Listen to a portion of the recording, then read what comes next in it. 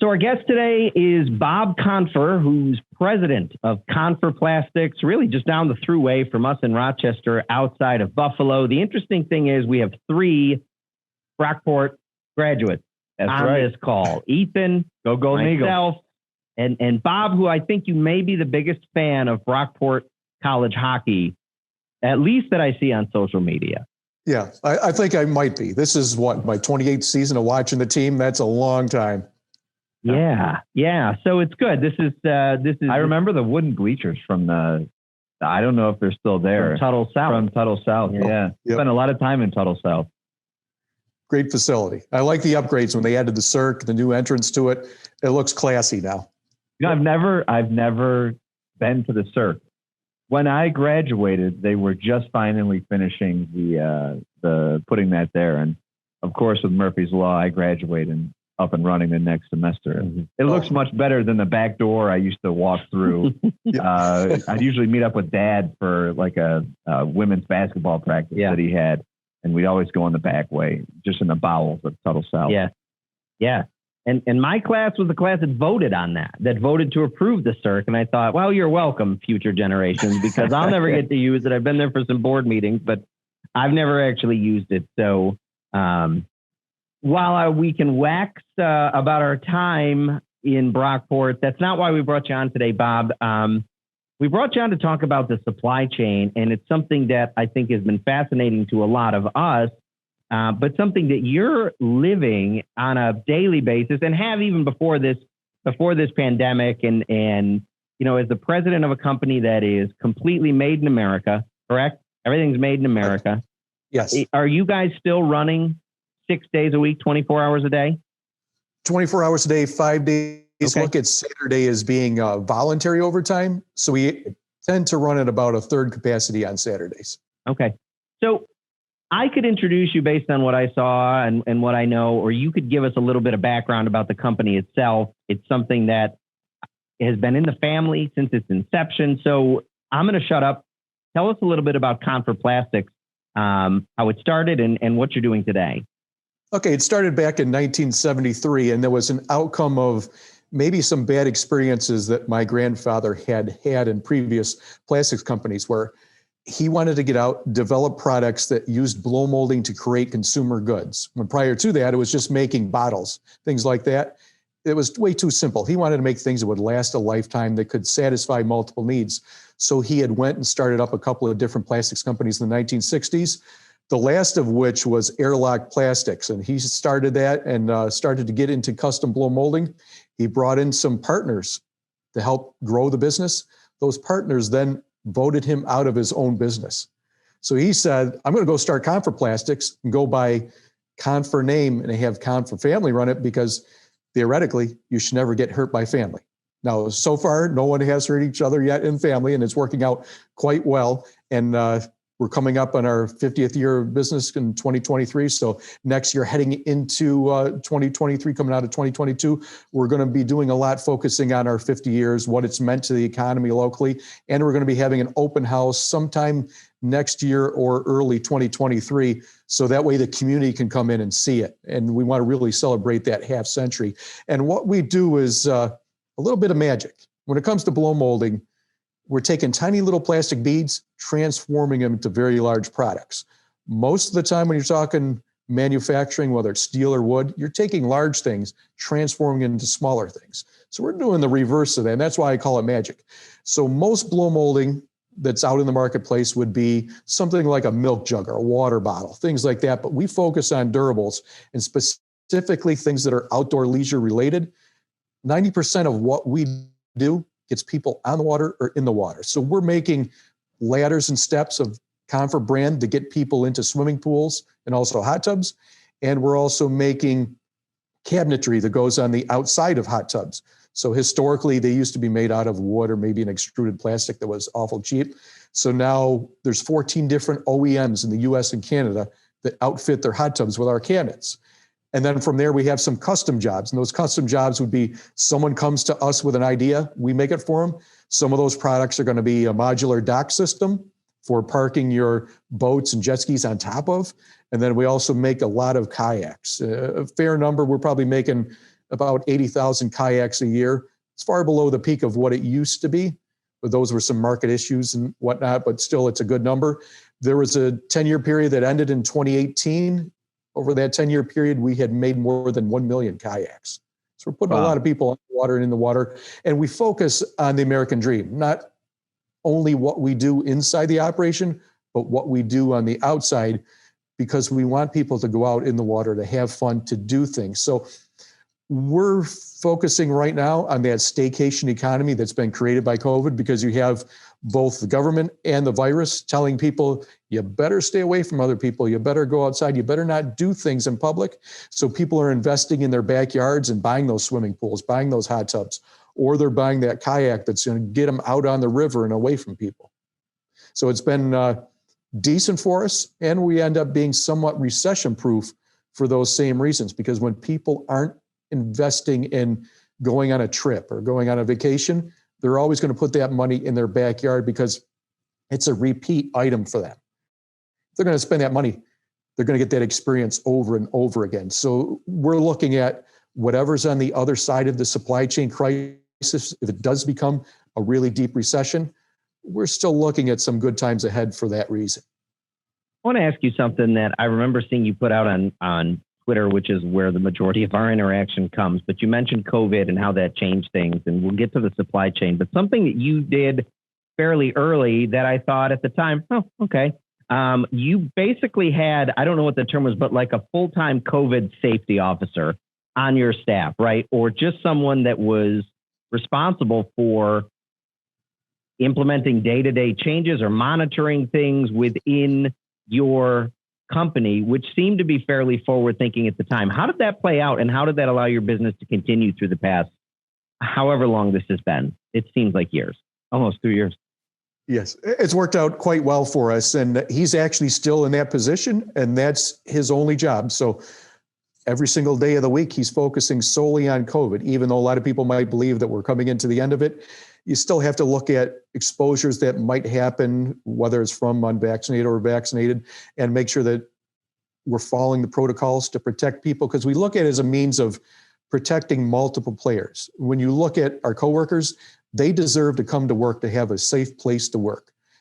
They don't want to bring something home to their families. Same holds true for those who would be the contractors. So anyone who might come to the building to work on, say, HVAC, we want to protect them too. Same holds true for the customers, and then ultimately the community. So we wanted to afford that level of protection, so that way we would not have any breakouts or breakthroughs, because any outbreak, whether it was one or two individuals, to us looks like a loss or a failure. We don't want it to expand to even one person. We don't want it to expand to multiples, because then we're looking at taking down the production lines, and we don't want to do that, because as dicey as everything is with the supply chains right now, we can't make up for lost production time. And we learned that from the spring shutdown early in 2020, when we lost, depending on the product line, if it was essential versus non-essential, anywhere from 6 to 9 weeks. And then when we look at what happened with the Texas deep freeze earlier this year, when we couldn't get plastic material, that caused us to have rolling layoffs of 50 people at a time. So we don't want to lose any machine time. At the same time, we want to protect people. So we put that individual in charge. He oversees everything that we do, whether it's just the daily screening, doing the follow-ups. And one thing that we had learned through this whole process was that government tracking didn't really work out too well. So we're being our own tracers, and we're doing the tracing of individuals on site and off site, so we can protect their families too. We're ensuring that they can get the tests, and we're making sure that quarantines are enacted. People are getting paid well in quarantine, and we want to make sure that everyone is safe, whether it's in this building or outside of it. Does most of your production, is it involved with, I guess, your employees, your coworkers, or is it a lot of it machine oriented? We are real heavy on human effort here at the plant. We've got 200 people working here.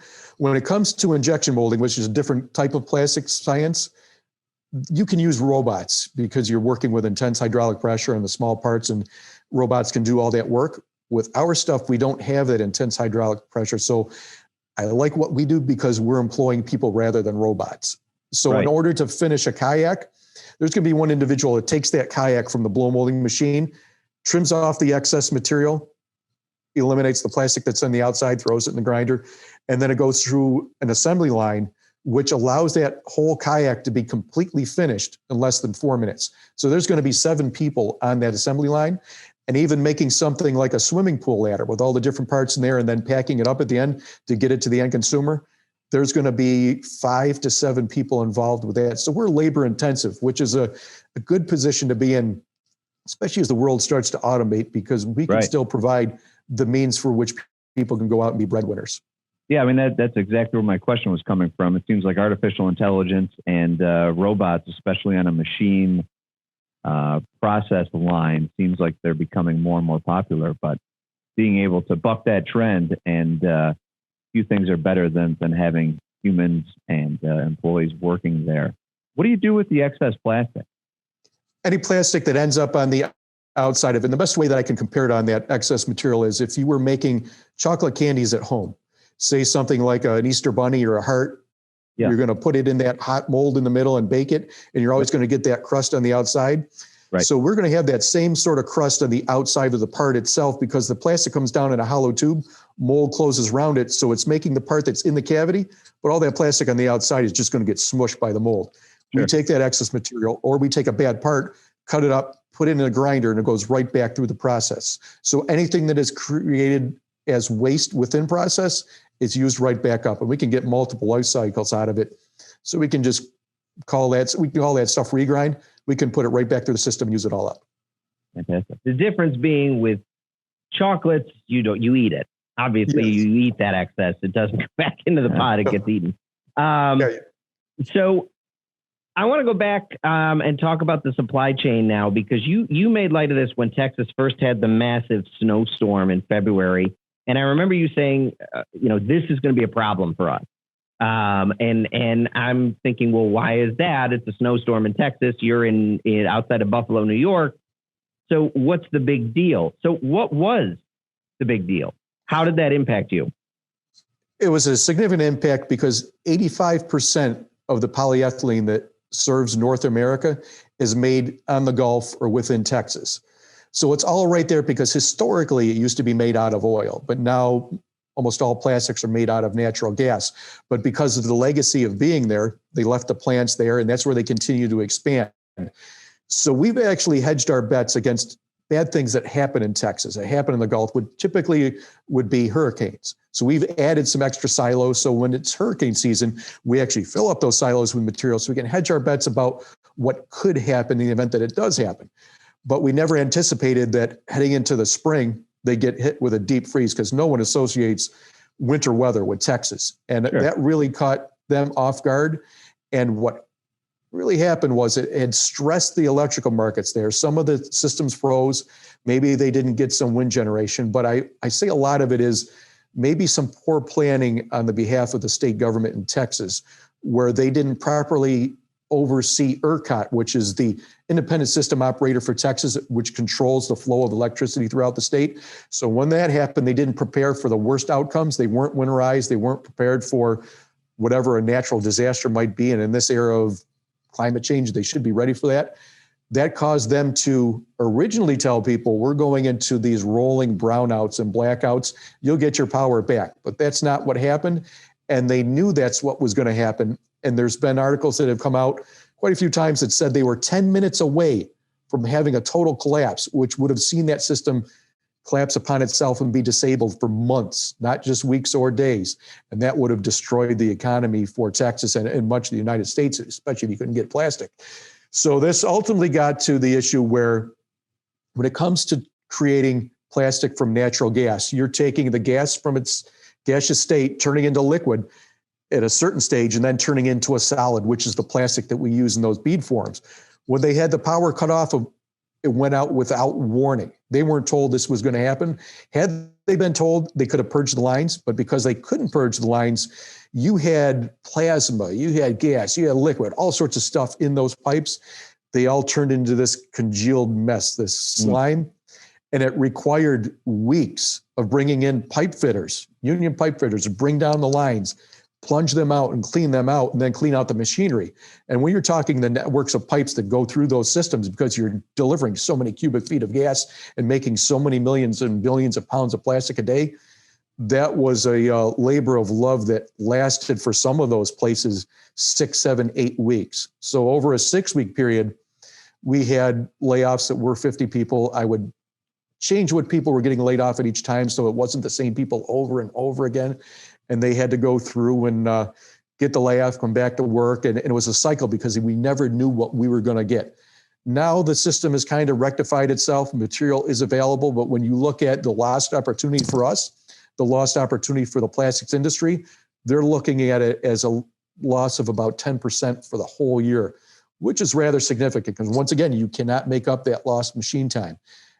We look at us operating on Saturdays. We're never going to operate on the Sabbath, so we're really maxed out. And if we wanted to buy new machines in order to take advantage of the situation we're in order to rectify it, you're looking at a princely sum for one of those machines, especially in this era of inflation, which we don't want to do. So there's many manufacturers that are in the same boat as we. And when I look at that accumulation over the past 18, 19 months, that's about 3 months of lost production, which is awful scary when the demand is so high, because as I mentioned with COVID and government, there's that whole staycation thing, but also comes into a change of habits because government basically told people you better buy things instead of do things. So that really ramped up production needs, not only here in the United States, but around the world.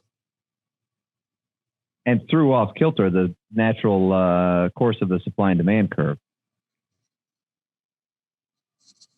Yeah, the supply and demand has been, it's been unpredictable. When I look at this versus COVID, what I've been telling people is that it's been easier for us to navigate COVID because the virus is predictable, as is human behavior, and as is the government response to COVID. But when it comes to supply chain issues and supply and demand, there's so many things going on right now that we can't predict anything. Like right now, the biggest crisis impacting us at the factory is we can't get our hands on pallets. So skids and pallets that we're shipping all the product on, most consumers would think when they go to a store, they're just going to see that item sitting in that box. They're not going to think about how it gets there, how it's stored in the warehouse. Every single item that gets shipped has to be on a pallet. So because of that, because there's such an increase in the demand because of this need to buy things, that's changed it dramatically, but also so has the change to e-commerce. So this has been gradual to see this elimination of brick and mortar stores, to see the growth in Amazon, to see the growth in Walmart's online entity. But it really jump-started itself in COVID because that was the only way people could shop, is they wanted stuff brought to them. So because of all that and going to all these warehouses and piecemealing everything, that created a serious need for pallets at the same time that everyone was kept at home and they needed lumber to do home improvement projects. Yet at the same time, you had a lack of housing in the United States and you still had to build all these houses. And it just ends up being such a perfect storm that it's become a nightmare even now for us. And we actually have a production line shut down right now, which has a cascade effect, which hits another machine and then hits those customers because we just can't get pallets. And that's even with 4 different vendors involved in the mix. So it's going to be the shortage of lumber. It's going to be the shortage of used skids in the marketplace because you see a lot of people now putting them back into use in their warehouses rather than going out and buying them. And then it's a labor shortage. It's been so significant of a labor shortage for the pallet makers that we had one individual pay his team double time on Saturdays and even slip them some money under the table. They still didn't want to work on Saturdays, even though the demand was there. So that's the kind of thing that people don't see when they walk into a store or order something online, is there's the little things in the background that impact every nuance of the supply chain. They never thought about it, but give it a couple months, get to the holiday season, not get your gifts on time, and all of a sudden, I think they're going to be thinking about that a little bit more. Yes, and that's because when it comes to Christmas, it ends up being the visceral thing because it's an emotional grabber. That really hits you, and that's why people are seeing it now. Yeah, and the empty store shelves right now, that ends up being the visual. So you take the visual and visceral clues, put them together, and that's really causing people to take notice of supply chain issues, even though they've been dramatic and they've been going back for months. So I've been pretty much going out there on Twitter every single day, and some people probably find it tedious, going out there every single day since the start of the year, warning people of inflation and supply chain issues and this thing to watch for and this to watch for, because I felt that people in positions of power, whether it was political leaders, whether it was thought leaders at, say, the press, weren't educating consumers enough. So I wanted to make sure that I did that, because some of that goes back to being a little bit of, say, guilt going back to 2007, 2008. Back then, I was a newspaper columnist, just as I am right now, as a hobby that I do on the side. I knew the Great Recession was coming. I didn't do enough to warn my readers in the newspaper. And that was the day before social media where I could get the word out every single day. So I felt that I let my readers down, and I didn't want to get in that mess again. So I've been focusing a lot this year of telling people the nuances, whether it's a consumer good, an industrial good, and it impacts everything. And it's been ongoing, and now you're finally seeing it in the news really strongly, and it's going to be there for quite a while, because this is not going away. People will say, you know what, this inflation, it's transitory. Now they're finally changing their tune and saying, yeah, it's going to be with us for a while. Same holds true for the supply chain issues, where you're going to hear people say, you know what, it might fix itself by the fall of next year, but I'm looking at early 2023 before things get back to partially normal. What I read maybe a couple of days ago, shortage of 80,000 truck drivers here in our country. Are you seeing, or Down from 100,000, which it was several months ago. but before the pandemic, so I think it was 60, maybe 60,000. And at Confer Plastics in your business, or just anywhere, are you seeing the impact of the shortage of truck drivers with getting deliveries and being able to ship goods? Yes, it's quite significant. And this has been something that's been a long time coming. We've seen the trends of this with increased prices. I actually printed up some numbers to share with you, because I thought this might come up. And this puts it into perspective of April of this year, before the increase in diesel costs hit. So this is just because of a lack of drivers. This will tell you how significant it is, especially with the demands that are placed on it right now. In 2020, when we were making a shipment to, say, Indiana, it was $895. In April of this year, $1,495. So a 67% increase just because of the lack of drivers. So that was in April of this year as the snapshot before the fuel costs are put in, which now those costs are even higher because of, you've seen the increase in just the fuels for transportation. It's dramatic. And then looking at Washington State, it's a long haul to go from Niagara Falls to Washington State. So last year we were looking at $3,700 for that. This year we're looking at $5,000, so a 35% increase. And that goes back to that shortage. And that shortage is so dramatic that they're thinking that it's going to double itself by 2030. So I'm working on a series now for the newspaper. It's going to be a 3-part series looking at how deep the crisis is. And then I'm going to go into a 2 parts looking at what the industry itself can do to rectify the situation, and then what we as consumers, government, and businesses can do, because it's a mess that's been a long time coming. And I look back in time in an old newspaper column that I wrote back in 2014. I said there would be a trucking crisis by 2020, and it's there. And going back in time to that, that's because the average age of a truck driver back in 2014 was 55. There hasn't been so much great replenishment of the ranks. So that means that 55 crowd is now in their 60s, and they're getting off the road because they want to retire.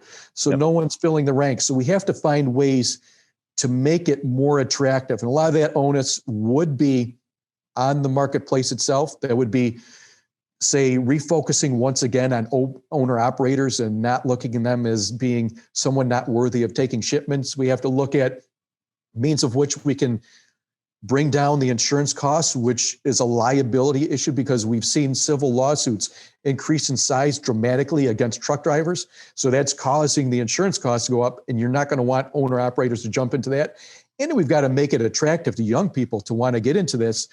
And one suggestion that I'm going to put out there to the industry is they really got to focus on giving people dedicated routes or dedicated times. So that way someone knows that if they have a young family at home, they can have Fridays and Saturdays and Sundays off, that their route's just going to keep them away for 3 or 4 days at a time, that they can have a quality of life and a little bit of balance. And then speaking of the quality of life, one thing I would like to see too in the industry to make it more attractive, we've seen some truck stops dabbling in this, is bring gymnasiums to the truck stops. It is not a healthy career. No, not at all. Not at all. It's very sedentary. And, this is so fascinating to me. And now because you're learning so much of how it's not the things we think about. It's the things we have no idea about, these small things that often have such big impact. And this is maybe an entirely different conversation, but I think we have a society that's so focused on go to college, go to college, go to college. There's nothing wrong with that. We have 3 college graduates on this podcast, but there is such a significant opportunity for someone who may not want to go to college, or it may not be for them, to get into a trade, and there's a stigma too around this sometimes. Well, truck drivers, well, you know what? They're pretty damn necessary, right? Yes. And only slightly. there's, we all have a role we can play in some of that, but I think there's a stigma sometimes that's placed on trade and, sort of blue collar careers, where now it's like, yeah, well, that's what we need. We need more of that, and that it can be a really attractive career for someone, but there does need to be more support. There needs to be more support from the industry. There needs to be more support from everyone to make it so that more people want to enter into this field, because you can go into a field, make a pretty good wage without the mountain of debt that people often leave college with. Yeah, one of the CDL tickets around here would cost someone $5,000 at a driving school, which is not bad at all, because you look at the return on investment on that versus, say, at college. Sure. And a lot of truck companies right now are paying for that CDL license for a young person to get that, which is pretty significant investment for that company to make in someone. And it's worthwhile because it pays off dividends, because they can fill their ranks with what is, in the whole scheme of things, minimal investment in the long term. And when you look at everything that's associated with trades in general, outside the realm of truck driving, you want to get people to be able to make things and build things, because this event has reminded people again how important it is to make things domestically. When we were in this pinch last spring, or the spring of 2020, I should say, when we couldn't get PPE, we couldn't get medical equipment, that tells you that you really need to have strong domestic manufacturing. And especially now, when you look at the chip shortage, just imagine if we could make these chip factories and we had the guys and gals that could work on the machines, make things happen. That's a huge opportunity to get people into the vocational trades, to show them what the future looks like, that there is a future, and that it's a well-earning future for them. And as you mentioned, there's a serious need, and they're vital. They're all essential workers. Yeah. Yeah. Well, we're just all lulled into, thanks to Amazon, you make a couple clicks and it shows up at your doorstep 2 days later. And we don't think of everything that goes on in between. Sure. And we've spent a fair amount of time talking about this, but I'm curious for your opinion, Bob, which is, in the supply chain, is there any one source that you think is the biggest responsibility for the major kink we have now? Or is it just this snowball effect of all of these events and these trends that it seems like they just started, but in reality, they've been going on for 3, 5, 10 years now at this point? Do you think it's that grouping of events, or is there one big catalyst to what's causing this? It's that grouping of events. And as you mentioned, it's been a long time coming, whether it's the trucking crisis or the plastics material crisis, because even when you look at, say, going to look at plastics and the risks that they assume by building these factories in a hurricane alley, which is kind of, it's dangerous in itself. That can impact the whole country. As a matter of fact, impact the whole world. So what they've done recently is there's a plastics factory going up that'll make resin just outside of Pittsburgh. That'll be winterized, and they're actually going to use the gas from fracking. So they're right there at the source. There's also one that's being built, and they'll be up in operation soon in Ontario. So they're finally getting away from what the risk is. So now I think people see the chinks in the armor. Where's that weakness? How do we fix that weakness and get beyond that? And one thing that could impact the future, and we're seeing it right now, is just the demonization of natural gas. What does that do to the energy markets? You see the crunch that it's having right now in Europe and how it's being destructive to their economy. We don't want to get into that same mess going forward in the future. We always have to have some natural gas available to heat homes, to power industry, because you want reliability and you want cost certainty. So that way that economy is strong. But right now over there in Europe, where they pretty much demonize natural gas and they didn't get wind events, and they're not able to generate wind energy, and they've got this crazy carbon credit system in there, which is one of the most elaborate in the whole world. That's made natural gas get so expensive that the consumers there can't heat their homes. It's becoming a nightmare. So we have to get around that, because that's going to be the next issue. And it's going to set off a domino effect. And we see it right now. Wall Street Journal had an excellent article yesterday looking at what impact this has on food stuff. So a lot of people think, oh, gas, think about driving a car, heating a home. Mm-hmm. When you look at how that feeds the food system, 85% of the cost that's used to create fertilizer is all within natural gas. So at that point, fertilizer becomes so expensive, or now there's not so much of it. Like in Europe, they've seen a 40% decrease in the available fertilizer. That's going to cause farmers to change their tactics to grow things like soybean when they couldn't be growing corn, which requires a lot of fertilizer, which then caused the cost to go up dramatically in the grocery store, because it's going to be in your cereal, it's going to be in your corn syrup, and then ultimately it's going to be in your meat products, because this is what's feeding the livestock and the turkeys. So that should be the cue that next year, especially in the spring of 2022, it's not going to be good for consumers in America as you look at this getting away from corn and the increase in corn costs. It's going to impact everything else through that network right there, and food inflation will not go away, and it will increase again. So we've seen 2 rounds of it, one in the spring, and then all those news releases came out in late spring and early summer, when you had all these food suppliers and also the Procters and Gamblers of the world telling people that we're going to increase the cost on grocery items, whether it's food stuff or maybe it's paper towels. You're seeing that again this fall. You're going to see that again in the spring. So it's going to be a dramatic event, and it's going to put a strain on working families, middle-class families. And you've seen it now in recent studies that have said in a survey that 30% of Americans have decided to forego meals on a daily basis because the cost of groceries is so high. So that's a societal crisis. It's pretty dramatic. Sure. Because then when you look at the options of providing people those food stuff, which would be the school food programs that would make sure those kids have food to eat. And also when you look at food pantries, they are facing the same increase in food costs. So we're all in this together, and it's just a painful mess. And with increasing food costs, what then becomes the most affordable? It's usually not the healthiest food. Yes. What tends to cost the most is the foods that people should be eating, the lowest amount of processing involved, and whether that's meat or plant-based or anything, that is what ends up being the most expensive. It's what's the healthiest and what people actually need to be consuming, not the processed crap that is the cheapest to obtain on shelves, which unfortunately is what is the only thing some people can afford. Yep. And then you look at the long-term trends from that. What does this inflation do to long-term health? So we start to incur those costs in our health plans, say as a private employer, or say something in Medicaid, as that starts to manifest itself 5-10 years down the road. So it ends up being a mess. And then if I look at it from my own capitalist pig standpoint, when people start spending money on all this food and all this gasoline and all this stuff, that means they have less money to buy my goods.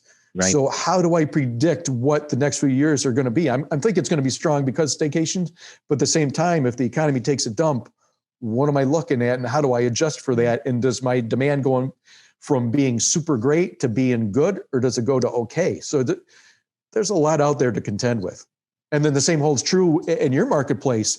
When people have less money to spend, they're going to have less money to invest. What does that ultimately do to their future 20, 30 years down the road if they've had to cut back on putting money into a retirement fund or a 401k? It's a nightmare. It impacts them. Yep. And 20, you don't see it so much as today, but 20 years from now, you realize the impact that had as a long time coming.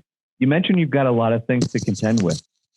What about competition from places like China, or anywhere else, other countries, for the plastic products that they're providing and that we're buying compared to a fully American-made product line? Had we stuck with smaller products or mid-sized products, say like things that might weigh less than 30 pounds, whether it be toys or smaller items like a gas tank or a milk jug or something like that, we would have had our butts kicked by China. So luckily, my dad had the forethought years ago to start making larger products. So by making larger products, we can overcome China for the fact that when you look inside of a kayak, what's inside of a kayak? It's just air. Nobody wants to ship air on a shipping container. So by going with really large products that are made here in the States, we can overcome China by focusing on doing things that they competitively can't do. And the same holds true with domestic production. As I look out the window right here, the Niagara River is right across the street. So that's a generator of clean power, of real cheap power, because it's going through the Niagara Power Project and making that cheap hydro.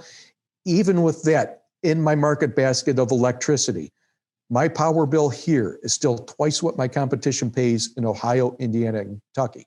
So that's a significant disadvantage. So we're already at a disadvantage before we put the lights on, because we know that once we do, okay, the bill's going to be that much higher. So we focus on doing the large stuff because most blow molders won't do the very large stuff. So we make a kayak, we make a gigantic vessel. That's really good for us. So we focus on that finer nuance. But when it comes to mid-sized stuff, it ends up being really competitive. We've lost out on a lot of business through the years because of that, because a purchasing manager, if they see a 4% difference, they're always going to go with the cheapest price, even though that might be a loss of quality. So we do get some Chinese rip-offs of some of our pool steps, some of our spa steps, and we fight that all the time. We just noticed another one come into the marketplace yesterday of one of our spa steps, and they were so dirty that they actually copied the photographs from our instruction manual and used them in their instruction manual. So we're fighting intellectual property issues all the time, and we're taking on Chinese competition. Some of the Chinese competition will copy our pool step right down to the patented item and get around the patented item and put their own device in play, but it looks just like ours, and they copy our manuals in terms of design and setup and stuff like that. So it's been pretty significant, but at the same time, I don't think there's enough plastics molders, especially with large parts in the United States.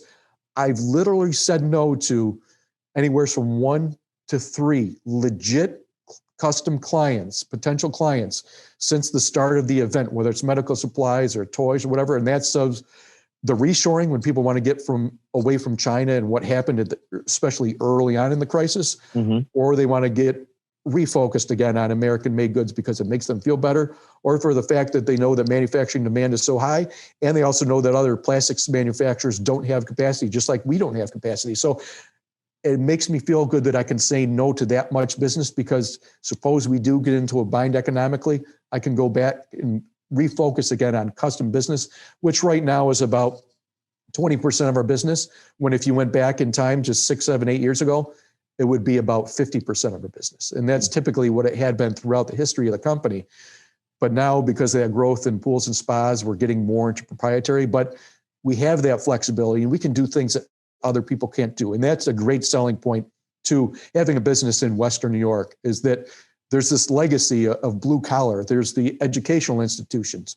There's the people that know how to make things work and how to use their mind and use their hands at the same time to do things. So that allows us to flourish by doing things that other people can't do. And also another benefit to being here in Western New York is having access to all the different marketplaces. To take that 500-mile radius around Western New York, we've got access to about half the Canadian population and about 45% of the US population. That's really key for shipping and things like that, and having access to that customer base. So I'm going to say you're going to see somewhat of a renaissance in Rochester and Buffalo when it comes to manufacturing. It's always been somewhat decent, but you're going to see somewhat of a growth in it in the coming years as people realize that, yeah, let's start making things again in American soil, and even here in New York State. Well, we've got like 8 or 9 different questions on our sheet that we didn't get to, but I think we've covered just about everything. Yes. And, you know, I think this is, I'm fascinated by this. And I think, you know, I think it's a great opportunity to bring it back on maybe another 3 to 6 months down the road and kind of check in and just see where everything is, and keep, you know, if nothing more, give you another outlet for us to learn. And be able to get, you know, some real information out there about what's going on and where we are. Yeah, we should definitely do that, because it will be interesting to see how much the world changes by then. Things could be dramatic. Plenty. Yes. Well, and I think too, you know, when I think made in America, and I don't know that the best job has been done marketing this, I think of like the made in America stores you'll see sometimes, and I go in, I'm like, there's nothing here that I want. Like it's a lot of tchotchke stuff. that I'm like, oh, this is just going to take up covered space, but we had Brendan Thompson on with water bottles, one of the first with 50 Strong, which is another company in Ohio. They make plastic water bottles and hydration systems.